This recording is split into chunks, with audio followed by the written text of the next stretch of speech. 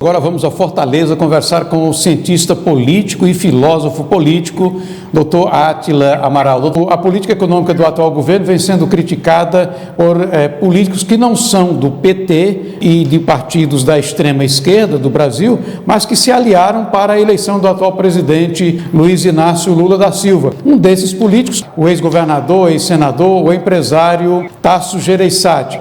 A imprensa publicou declarações que ele fez numa entrevista, dizendo-se surpreso aí no sentido de dizer estar desapontado com as medidas econômicas do atual governo. Agora, doutor Átila, o senador, ex-governador, grande empresário Tasso Gereissati é um homem que conhece, que transita nos bastidores da política. E ele foi um dos que trabalhou, articulou o PSDB para dar apoio ao atual presidente Luiz Inácio Lula da Silva, do PT. O que é que tem por trás disso? É ingenuidade ou tem algo mais além? Doutor Átila.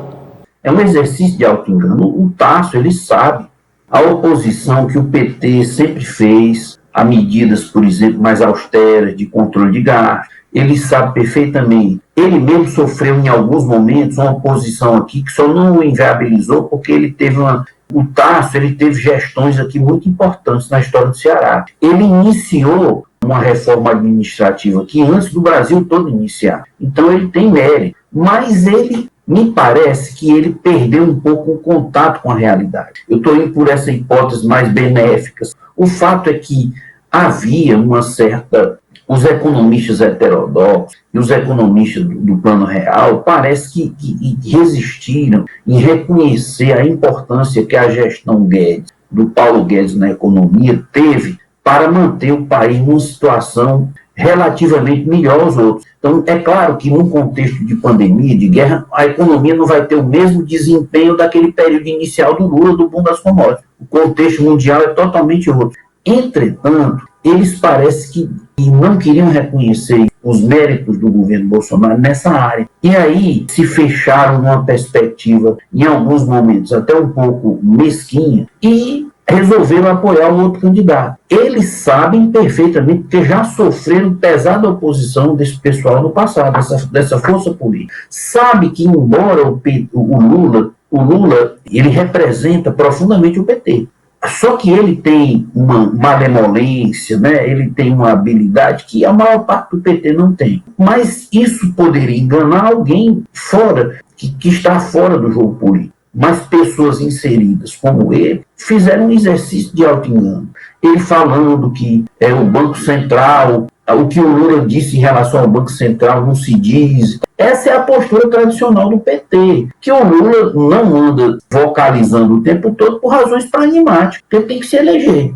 Eu acho que foi um exercício de auto-engano. Eu julgo culpável. Eu julgo culpável porque eles não poderiam alegar um desconhecimento. Mas essa semana, coincidentemente, houve o anúncio do corte de quase 1,5 milhão de beneficiários do programa Bolsa Família e também o corte do 13º. Isso tem a ver com as medidas econômicas que estão sendo implementadas ou trata-se de outros objetivos a serem alcançados?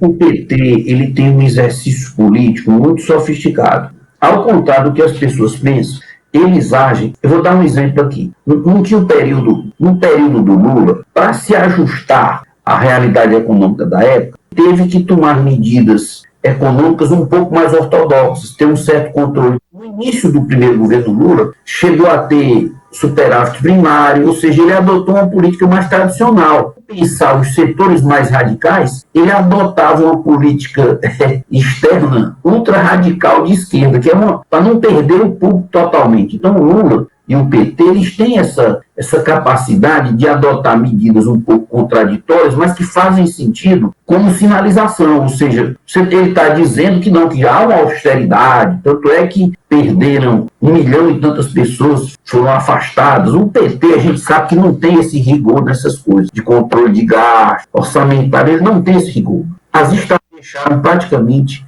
para usar uma expressão nordestina, afrangalhadas, né?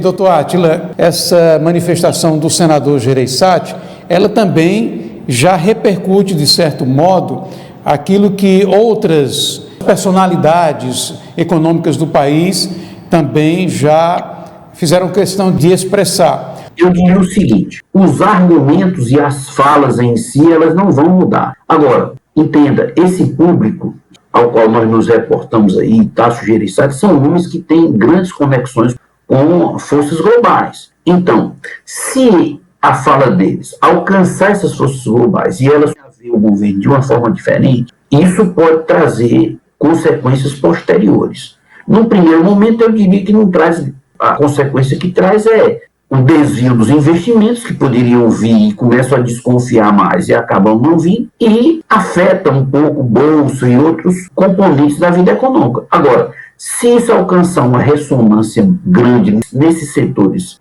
do exterior, isso pode trazer modificações a médio prazo, modificações sérias, porque nós já conversamos aqui que esses investidores, eles têm participação em muitas empresas brasileiras, eles têm participação acionária direta e indireta, entendeu? Então eles podem criar a médio. Agora eles estão vendo ainda o que é que o governo vai fazer. Porque o governo, na minha leitura, qual é o objetivo? O que é que ele pensa fazer? Você equilibra orçamento ou cortando o gasto ou aumentando o quê? Imposto. Ou você corta o gasto ou você aumenta o imposto. Então, o que é que o governo vai fazer, na minha visão? Essa reforma agrária, as duas PECs que estão transitando, elas implicam num processo de recentralização tributária. Ou seja, nesse novo processo, os estados perdem uma grande capacidade de legislação, eles introduzem um imposto que é regressivo, ou seja, eles vão tentar aumentar a arrecadação forçando o aumento de impostos. É claro que isso tem consequências que eles não imaginam, porque ao fazer isso eles podem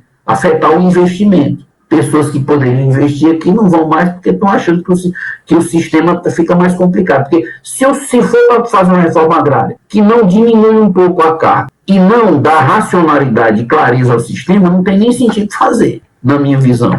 O Brasil teve uma redução bastante significativa na venda de carros em geral, desde automóveis, a utilitários, caminhões, etc. Foi o pior fevereiro em 17 anos.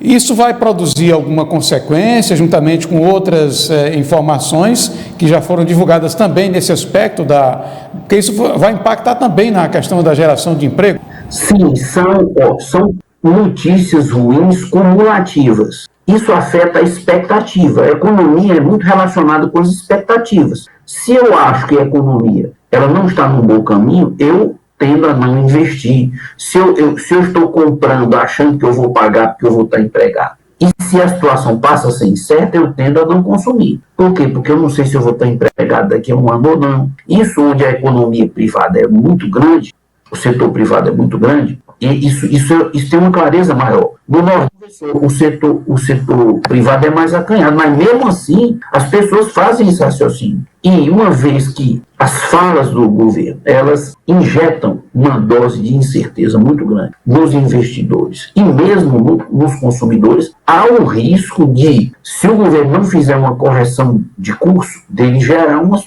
problema econômico sério para ele mesmo. Isso aí não tem dúvida. Os riscos são grandes. O governo pode perceber que está no caminho errado e, num determinado momento, mudar. Pode. Não é essa inclinação que nós estamos vendo nas falas dos petistas nem do próprio presidente. Mas não tenha a menor dúvida de que essas falas que injetam na economia e colocam na mídia uma perspectiva de incerteza, elas têm consequências econômicas muito ruins. Ou seja, se o curso das falas e o curso das decisões não for mudado, o país corre risco de enfrentar problemas como recessão, inflação. Não há a menor dúvida.